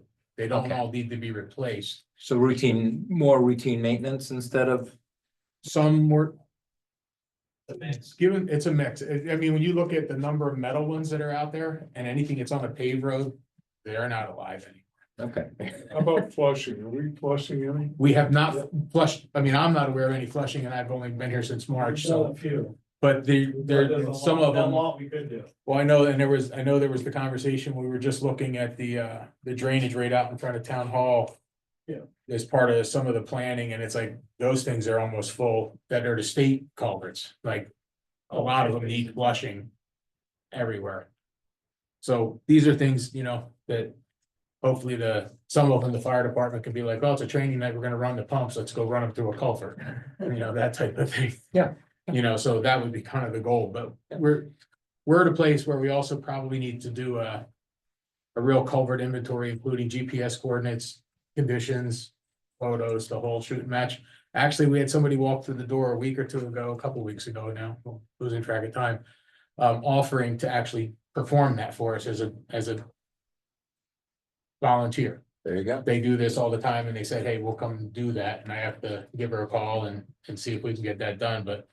You know, these are all things that would be helpful going forward. Right now, we're looking at, you know, any roads that we're looking at doing in the next 5 years is. Making sure we look at the infrastructure, because if we're gonna pave over it, we don't wanna pave over something that's not gonna last. And So we're trying to identify those. and any of the infrastructure money that has been available is probably spoken for at this point, and that these are outside of that. Well, when you say where you, Big money, from, Infrastructure you know, money. the federal oh, infrastructure federal- money.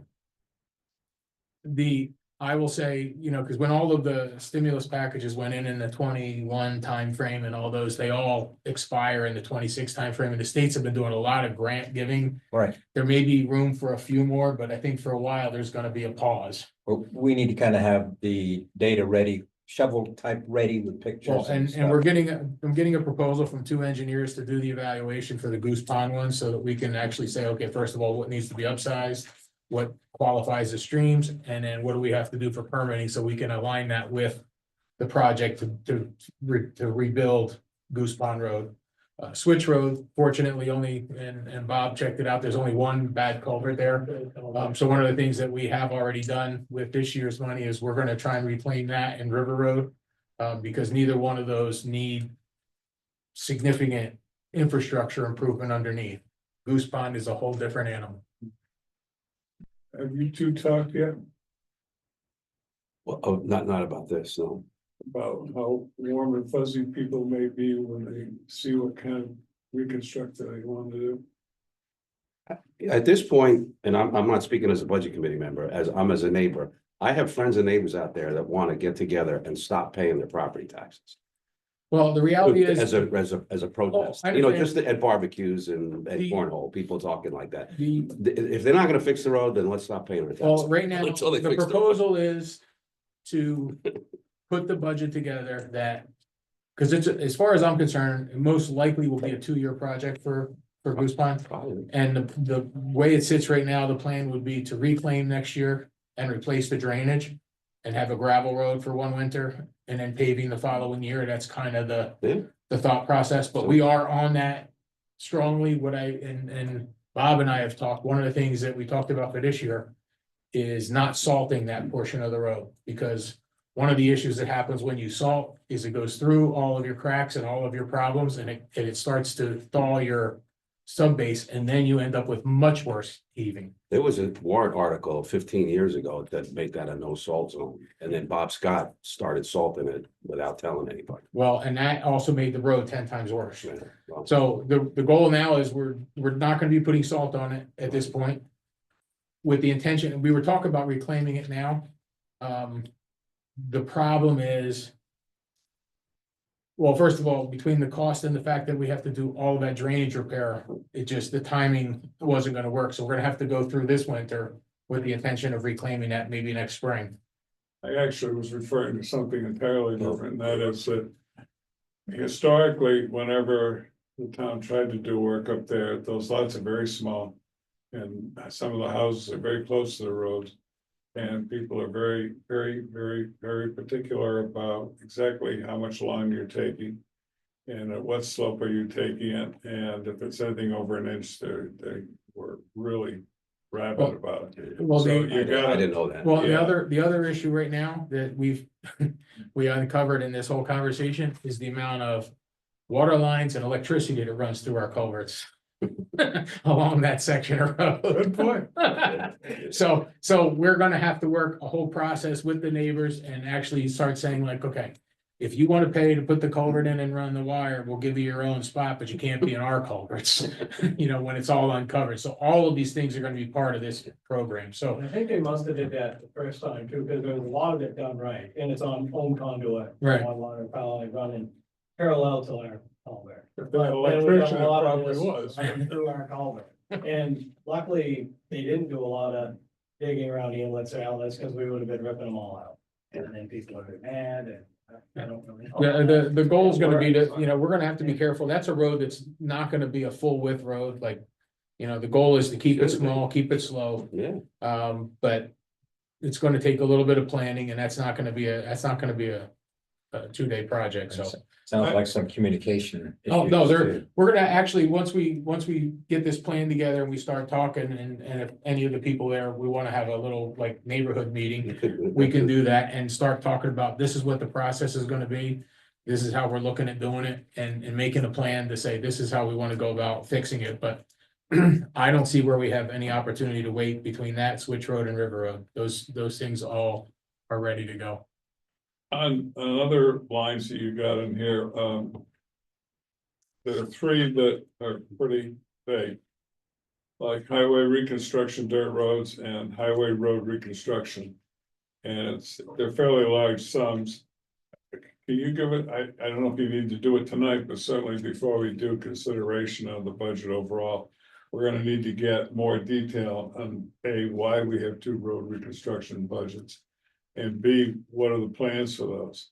Okay. And then the same thing under equipment. Equipment theoretically is under CIP, but I assume this is some type of smaller equipment that's not under the CIP. Correct. So we get some idea what that is. As far as the first one, the road reconstruction, one of the things that I'm recommending to the select board is that we create a road reconstruction reserve fund. And that would be where, because it would include, and not just to call it a paving fund, it would include the gravel and everything for the reconstruction. And that's primarily what most of that money is the gravel material and things of that nature. So you would physically buy the gravel ahead. Yes, Well, we would be it would go into the reserve fund and then we would make it Can't part do of the it. Well, project. We'll see if we Maybe can, the we'll see what laws we can changed the do. last 6 months, but the long and short was. You could buy the materials and stockpile it out of the general fund. Right. You could not take money out of the general fund and put it into a capital reserve. No, but maybe I guess the reason I'm mentioning is it may replace it and go with the other money and that Okay. may come out gotcha. of here. All right, I wasn't not thinking we're gonna take all right. transfer from one to the other. It So was- that one was really intended to be some type of a long-term. Right. Source. And how does that compare with the highway road reconstruction one down below? You got two, you got one for 100,000 and one for 50. The 50 was, if I recall, was for dirt and the highway was for more dirt, there's pavement. Right. Not paving. Yeah, but there was actually gravel road reconstruction versus road base material, but we should title those better. Right. But I'm hoping to pull the road base one out of here and put it into the other. I think that's where it would be in a better place Right. for this and then just leave the re-graveling. So you're gonna redefine that, Yeah, we'll refine that a little bit. okay. Because we get about 50-50 paved and gravel. right? Actually, no, I was surprised. Because What do you It's think like- it is? Huh? What do you think it is? Well, based on the measurements that were taken both by the group that was with the planning commission and then Bob riding around, we're about 38 miles of paved and somewhere in the 48 to 50 in gravel. our little note to the planet says we have 44 paved and 39 gravel. Somebody's gotta check it against, you got a drawer full of official maps, there ain't, there I isn't any understand. 40 maps. No. No. That's why I'm saying. It was, and it might, and actually the 38, I think it came back to 35 when we went out and redid. A lot of one roads of are them, so back as paved. It's in that Like West neighborhood. Side Road, for instance. It's only about, paved it's all only the- about 25 Paved. different tabs. Turnpike, yeah. And there are stuff that's made out by DOT that says what it is. Well, and I hadn't found those yet. I'm looking for Okay. those. Call me if you, Okay. Well, we had somebody rearrange some of our files. yeah, I'm sure. We still think we have about 83 miles total. I think the overall mileage is very close, but I think I was surprised when the paving was much less than we originally thought. Yeah, it's, The way the road thing was done was one segment that was paved and one segment that was not paved. So if you see a road that's partially paved and partially, you should find two lines. Two different lines. Right, it was some, but some Yes. wasn't, yeah. there's some we found that weren't. Yeah. Yeah, so we're And then also- we're zeroing in. How's that? you know where those. We files took are. out this for us, because we don't spend money on those, so. John, you know where those files are, don't you? They're online. Some of Yes, I them. know it's fine. Okay. So, So well, maybe not, maybe they're gone. Right. Okay, you got mowing of brush is down to 0. Does that mean you're going to have it done or not? What are you gonna do with that? I mean, realistically, the mowing item is we own the piece of equipment, when we have to replace it. I'm we're just doing trying to that. figure out what you were doing, that's all. Yeah, no, the intent is it's not a separate line item. It's just, it's fuel and the equipment. And the man that's already budgeted for. And equipment rental, what do you have in mind under that one? Right now, the one thing that we're lacking is a real roller. Our roller is more of a pavement roller, and also it's showing its age. And we are looking at, for a couple of months a year, to rent an actual vibratory roller to do some of the repair, especially when we're doing some of this gravel reconstruction and things of that nature. Great idea. What were they using on Sawyer Hill Road the other day? That's the rental. We just I rented was one gonna for say, that this was a year. brand spanking new machine that I It's saw. pretty new, but Okay. yeah, It's a rental. it's expensive. Yeah, we can't, they're like 115,000. No, I bet. Yeah, so. And He it's was- just half the year, that's the problem. But he drove that down Goose Pond Road yesterday too. Where were you going for that? To Trying to West fill End in Road. his clothes. Oh, Yeah. that's a long way to get Well, there. there's only two of us that can haul the trailer, we have the class A license and I can haul it. So, and one of the guys was the grader operator who he was following. And the other one was me. I couldn't for the life of me. There's no dirt road up there. I mean, Hanover's they got went dirt around, road, yeah. but if you go to West Friday, I didn't think about that. Yeah. Trying to pound around the ball. Yeah, we trying to smooth it out for you. That's what I was wondering. If it was hot enough, it might have helped. Yeah. You're gonna break an axle on that machine too, driving over some of the potholes. That would be. That's a rental. We're gonna drive it to, Lebanon for coffee. Get service that way. You're gonna need two mechanics this winter. You got two lines for Wow. equipment lease. So you got one on page 14, it's this highway equipment lease. And then you got equipment, I think, yeah, rental equipment on page 15. What's the difference between the two? The equipment lease is the warrant article that just passed for the 4 pieces of equipment, and then the other rental equipment is what they just talked about, just printing forward. Hmm, And how does the area feel about putting that under the department as opposed to under their system for debt service? Oh, it's not, well, maybe, It's technically, it's not technically debt service from what they're saying, so I think we're no, okay. well. Yeah. Okay, And that just it'll so. be clearer overall if you do that. That's fine. So, and the other thing I wanted to point out with that particular lease, that will be back on the Warning, on the warrant articles. There'll be 2 separate warrant articles. Because when this happened, the 2 pieces of equipment of the 4 were available immediately. The other 2 we're not gonna have till next spring. So they're actually gonna be 2 separate leases. So we're gonna be splitting those 2. you'll get to Separate. that when you get to the CIP. Correct.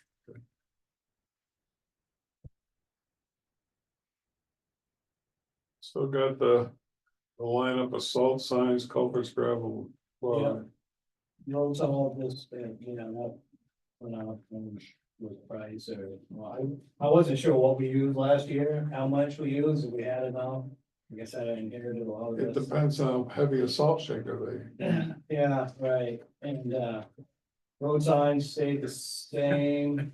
Culverts, we went up $10,000, because that's, I mean, I've already gone through the $20,000 budget this year, and we're not even close to the dollars we have to change. And he also upgraded the quality of the culvert that we're using. Yeah. We're using a culvert that doesn't require as much cover, because in the town we have a lot of ledge in places, and that's one of the reasons some of these culverts are. There Is that like a flat culvert? no, it's the gray, Straight triple walls. they're actually like, they meet like water quality, like strength wise, they're actually for the highway. The black culverts have a lot more movement in them, so these are, and the funny thing is it's only about a 10% difference in price. But the life of them is Yeah. way better. The regular black ones, if you have like an 18-inch culvert, you have to have at least 18 inches of cover. There's no way in this town, and 18 is pretty much a minimum we on roads. Dynamite. So that's Dynamite. fair. Yeah. Chloride went up. The big thing there was, we're gonna have Switch Road and River Road to keep dust control on next year too. For a long Until we time. Especially pave. Switch Road gets a lot of traffic, so it's Yeah. gonna get. Until we pave, we're gonna have some additional gravel, and actually we'll have gravel on Goose Pond. With sometime the in chloride spring. also. Yeah, I mean, that just keeps otherwise they'll be choking on the dust with no water in the lake, so. Maybe water next. It'd be very, very popular. Should be water. Well, there should be water by next spring, the way they say it. the way it I looks. had a meeting with them today. They feel very confident Put much that salt in, January yeah. 1, they're gonna start. See, Says they're supposed to be completely out on May 11th, the way it reads right now. right, but the water's gonna. The water's, take till I'm saying August it or takes the 4 September. months, but they should be all hopefully done. Goals. Goals. Good point.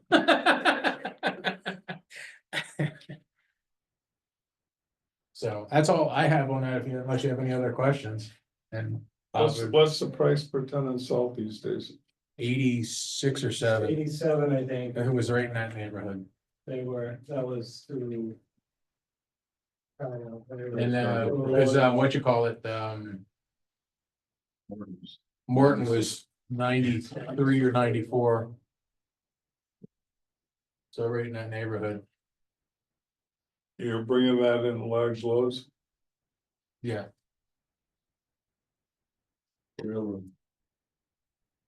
That's large. Coming back. Oh, let's see what the siding is. You gotta do before the Driscoll Bridge. Coming back.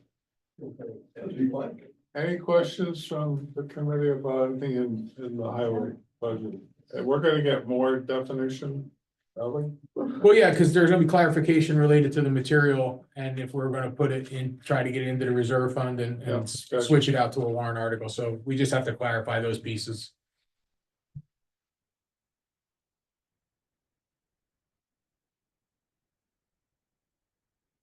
Okay. So, good time for bridges. No, highway, let's do Mechanic, mechanic first. You Mechanic? Garen, Oh, congratulations. Garen, and introduce yourself. This is Garen Goodwin, I'm a mechanic, I've been here. I think a month now, Just about a little over a month and a week. I think. yeah, a month and a week. The last all the up to. So for the purposes of discussion, we just basically kept that entire budget flat. We didn't really make many changes. Karen is doing a great job getting his feet under him and getting us headed in the right direction. But, and we, you know, with a CIP, we've actually gone through a list that Guy helped prepare for this year as well. To go through the status of the equipment and things like that, so. You know, any specific questions, I would say. Could you give me your name so I can write it? Yeah, Garen, GERREN, and Yeah. the last name is Goodwin, GOODWIN. Okay. As for this is my first ever meeting. Yeah, I come from a ski area background, so bear with me. I've been talking with someone about a couple of different companies about possibly looking at a software program for a fleet management system. This might not be the place or time to talk about that, Yes, but it it is something that I would think is in the town's best interest to look at possibly. Did you find one, by the way, when you got here? Did you find one when you got here? Fleet management system? Yeah. There's a very good setup of vanilla folders and some white lines. There Where is was- it computerized? They got rid of it. Yeah. Before his time. You gotta know what a computer is first. From my background, I do have a little bit of knowledge on some of that. But like I said, I know this might not be the time or place to talk about that, but it is something that I would like to look towards in the future. Pretty short money I've used them in different settings other than this. And how about the computer modules for the various equipment, sensors and that type of? Is there anything over there now? We've got like our regular scan tools and stuff Yeah. like that. We have one for our large trucks and then we also have one for the regular. I just wasn't sure what was left in. Yeah, they are there. Also. Going along with all the rest of the pretty well outfitted shop that is there. Virtual bus. If I might ask, what ski area? I started when I moved back from Tahoe. I was not an operations manager at Suicide 6 or Saskadena 6 now. I was there for about 9 years running operations and then just recently left Dartmouth Speedway after 4 years of running operations over there. I'll be 40 in March. You stop. Yeah, I can't see those things. Oh, yeah. You can whisper them, you just can't say anything. Why is health That's a insurance bumper station. 39,000? Question. What is this health insurance at 39,000? From 13,000? It says And mechanic that's for health a insurance. family plan until we figure out what plan he's gonna be elected. Oh, okay. I'm sorry? We have to assume that we're gonna pay for a family plan until the employee makes the election. I had to get through my 60 days first, right? Yeah. It goes from 40. That's pretty good. Thousand. Well, that, and we are looking at alternative plans, we're still using an HMO, which is. On the expensive side, Well, and that's we're getting other proposals, and we will be having conversations about this in a general sense. I'm all for good health insurance, and I Right. think high deductible plans are not health insurance, I'll just say that now, and that's where we're looking at, but anyway, it's just interesting, and it's. Yeah, no, they're very, Yeah. our plans are very expensive, Yeah. and actually it was a 12.9% increase this year. I see, yeah, well. So that's the difference Insurance. between the single plan and a family plan. Okay. So this is a placeholder at this point, just based on last year's, is that what you? The 13 was based on non-family. No, I mean, the overall mechanics budget is. It's just a carry through, and we're not looking, we don't have any expectation of a change unless we want to come in and propose a But you're gonna software hit us program or before the something. end of the Yes. season. Okay. Right now, I would assume there's no changes unless we find something we want to change. This is not one of the ones that we have a lot of clarification or change to make.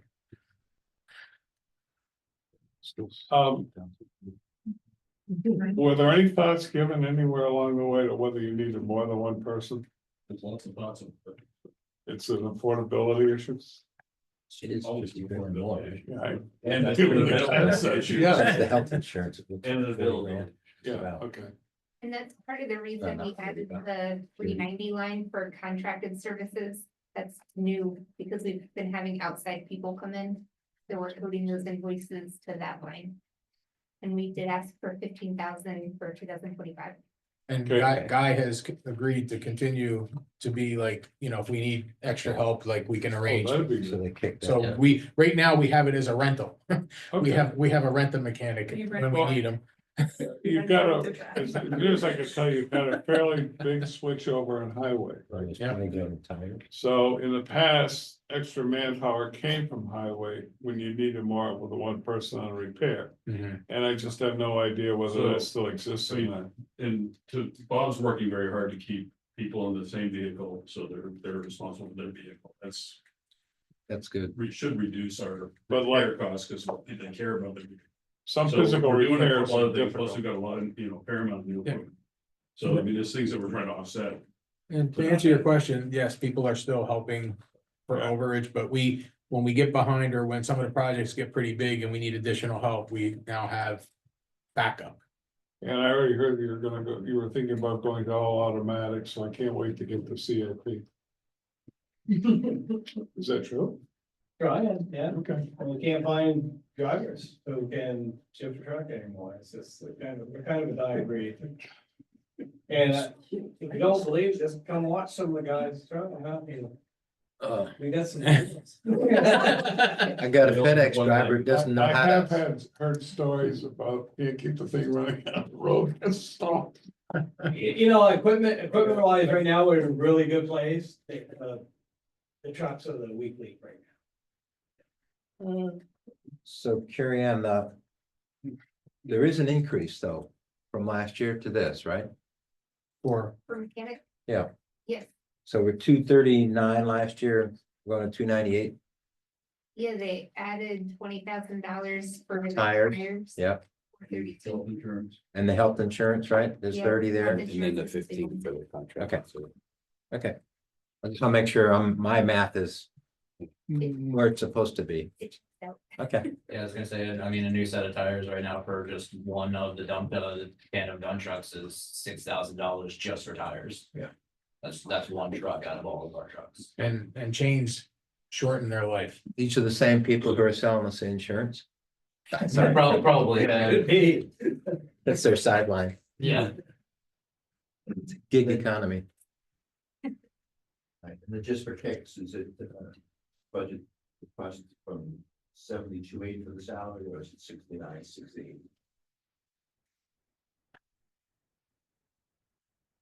The 69,680. And that includes the 4% COLA.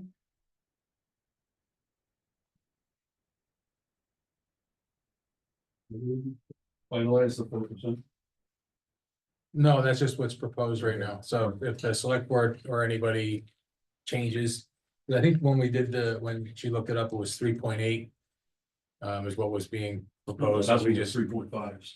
okay.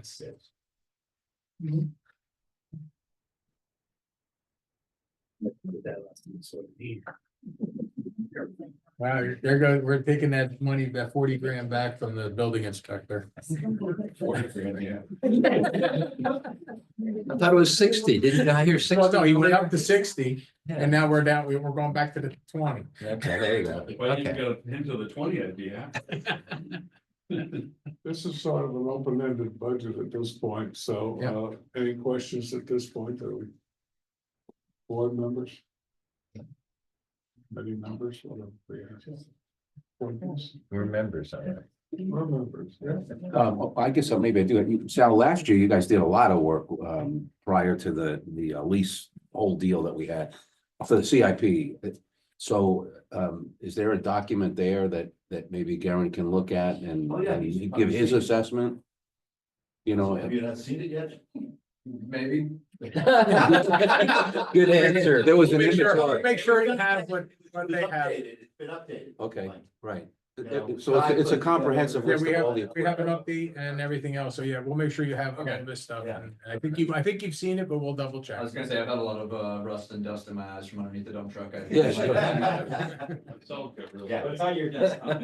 Yeah, I know, it's on the computer, I know it's on the computer, I know that much. Because I know you guys did a lot of work on that and it might be helpful for him, you know, you thought this had 3 years left and he thinks it's got 2 years or 4 years or whatever, you know. Well, it's gonna be his responsibility moving forward. so he- I understand. he gets on to it. But it was a lot of work that went into that. You got a few weeks. left. You got it. We're going tomorrow to update that. All right, yeah. Please. Going one more time on the mechanic. Oh, a couple more departments. Streetlights and, bridges. Bridges had an $1,800 a month payment, and that was the rental on the temporary bridge. Is what we were doing. We then got an offer from the bridge owner to buy it out for the 3 years that we were gonna have it.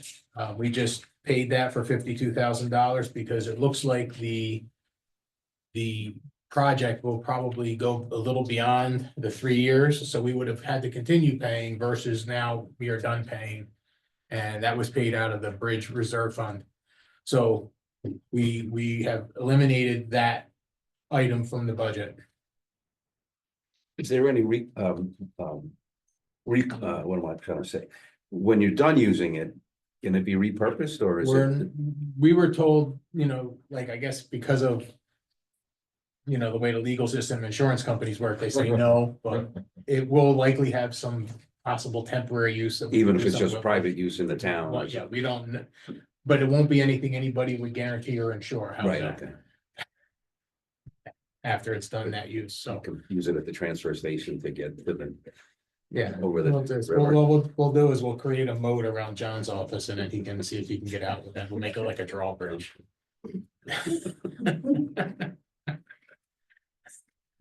So, and as far as the streetlights go, it's basically just the electricity that we're estimating and that number's down. On streetlights, I was working with, Opal this week, I guess. Board of Selectmen, were you aware of what Lebanon did with streetlights last year? So there may be something that comes out of Economic Development Committee that asks you to consider to go to variable LEDs around the common and the main street. Lebanon replaced all of their streetlights. I'm not saying for the whole town. But Lebanon replaced all of their streetlights and actually paid for it on the reduced cost for streetlights. And put in much more variable and much brighter lighting. And in thinking about improving the village, and the other two members sitting here that are on the committee haven't even heard this yet, so I apologize, but it came up this week. The idea is for the same price you're paying for streetlights, you put in higher elevation, brighter LED lights. And where that really makes sense in Canaan is to light up the village. Because if you could do that and increase the lighting all the way up to Jake's and around the common and down to the churches. So that the village is really well lit up, it probably, it may be, we're supposed to look at, we being. Opal and I were gonna talk to Lebanon and get the story behind it. But what I was told was it's cost effective because the rest of the year, you can actually operate the lights at 60% capacity, pay 60% of the cost of the electricity, but it looks just like it always did. And then if you got major events, you crank it up and it's all done by computer. And you can put it, if you got a major event like Old Home Days or whatever, Christmas in Canaan, you jack it up to full tilt and you don't need rentals, you just got very bright lighting. Do they put meters on these things? I'm not sure how that works. I just know that it is being tracked in Lebanon. And that they did it because of the cost. Yeah, and they did those also in Killington, and what they did, but it was actually a deal through the power company. Where we paid like $4,000 a year or something for like 6 years to pay for the lights. Yeah. But the electric usage, I mean, is like 10% of what a standard light is. So I think we'll be, when we give you the report for economic development, assuming we get the committee together and talk about it. Before the end of the budget cycle, that would be an immediate. Request for improvement to try to work with the town to do something like that, at least for the core village. Is you're not talking, I mean, yeah, it's expensive, you do the whole city or all of Lebanon, but. And I don't think that I couldn't justify doing the whole town, but I certainly can justify the village. So they'd have to have their own poles if they have to be higher.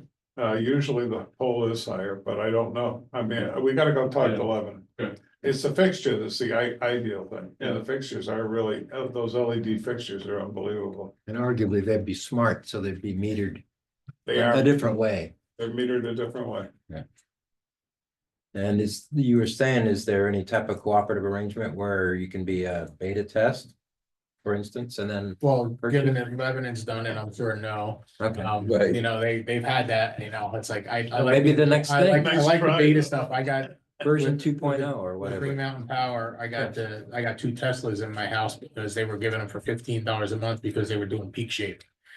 There might be a grant though. Did you say And that's that? Not Yeah, cars, Tesla battery backups for $15 a month each. Well, no, they did because of what was called peak shaving. What they would do is they fill the batteries during the day. Yeah. And at night, the power company, when there's not a storm coming, they'll draw them down Oh, so that they don't. They charge them at night.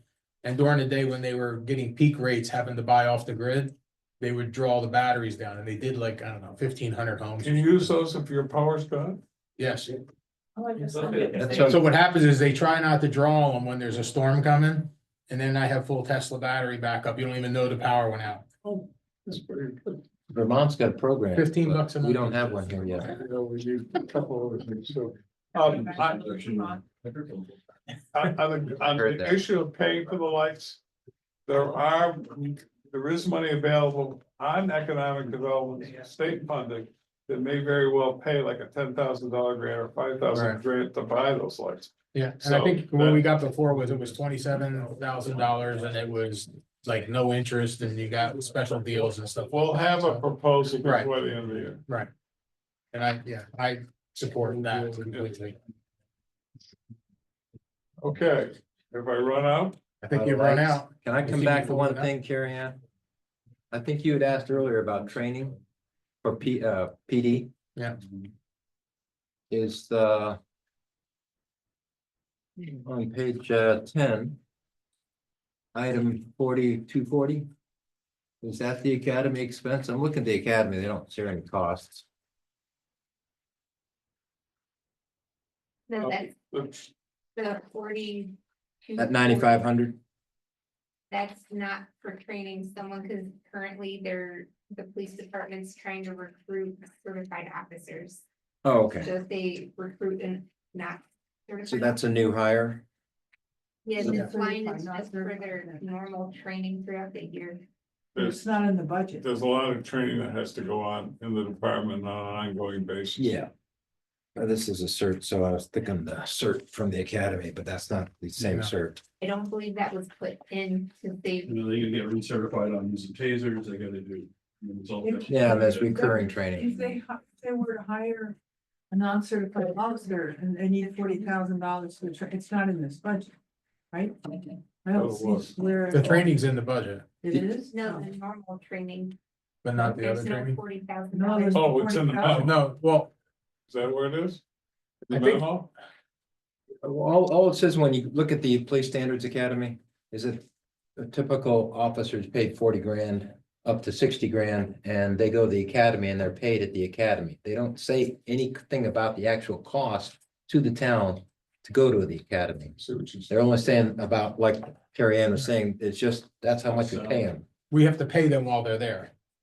But I So don't it's know. not a Getting separate no training. service to the- I get, okay, but it's, where is that showing the budget, that particular? Well, that's I'm the not salary. sure whether we pay that or not. I think it may be free, or it may be state funded. It appears that it might be no It's either cost. free or I included in the just don't 40,000 for I'm the gonna general call it training. tomorrow. Free, There's Yeah. not, yeah, but we have to pay them. Oh, you It's, paid it's for it. expensive. There's, It's the there's, same as having there's some an officer. reimbursables. we're paying for an officer we don't have on our streets. Well, you'd have uniforms, but the uniforms are under But where uniforms. does You'd that have expense go in the firearms. budget? Under the salary. No, Under the- the salary, that's under the salary under line. salary, right, okay. Motion to adjourn? Second? Anybody want to talk about it for 2 hours? You're not allowed to. Oh, yeah, that's right. All those in favor indicate by saying aye. Aye.